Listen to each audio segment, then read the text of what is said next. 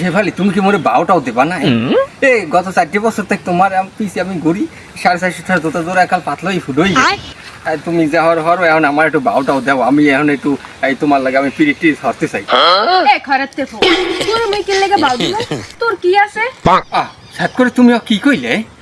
তুমি তো জানোই না তোমার এই যে সামনে যে লোকটা খারাপ নেই এই লোকটা কি? তুমি খালি বল বা দেখো এক তুরির মাধ্যমে এক পলকে তোমার সামনে সব আজিম তোমার লাগবে কি? তুমি খালি কৌধি আমার লাগবে একটা ঠান্ডা। পানি মারছে এখন দামন কমে। তুমি আমার চান আনতে খুলতো আমি লাফটা দিয়ে উঠছুম না চানটা লইও মে নিচে পড়তাম।